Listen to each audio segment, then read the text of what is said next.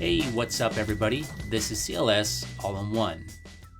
In today's video, I will show you how to replace a water filter in a Samsung refrigerator, which uses either the HAF-CIN filter, which has a round cylinder shape to it, or the HAF-QIN filter, which instead has a rectangular tube shape to it.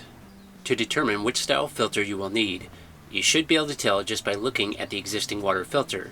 If it has a round end to it, you will need the HAF-CIN filter, and if it has a rectangular end to it, you will need the HAF-QIN style.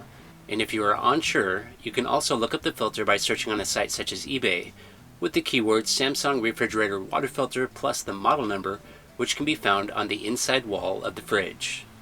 The location of the water filter will vary depending on the model you have. Sometimes they're right in the middle, such as mine, but they can also be located in other areas such as the bottom, and may even have a cover that hides the filter as well.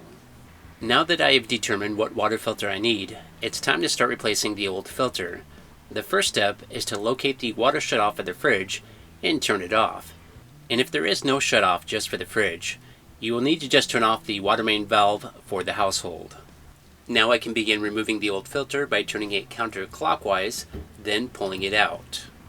Now at this point, you can compare the new filter with the old filter just to make sure you have the right one.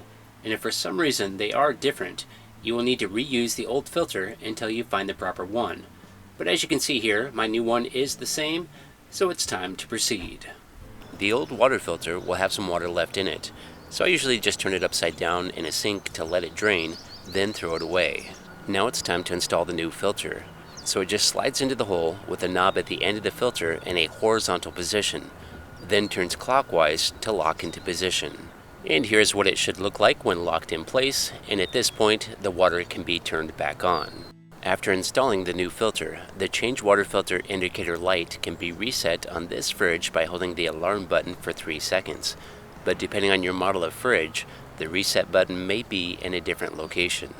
Next, the new water filter will need flushed out with around 2.5 gallons of water to remove any air out of the lines and cloudy water from the new filter. This step can get a little messy, so make sure to have a rag handy. And now, after flushing the filter, the water should be drinkable. Now I have noticed, even after flushing the filter, the water dispenser sometimes drips for up to a couple of hours due to small amounts of air being trapped in the line. So I like to keep a rag placed underneath of it until it eventually stops. Okay, it's now time for me to go. If you like this video, if you could hit that like button and please subscribe. And have yourself a great day, and I'll see you next time.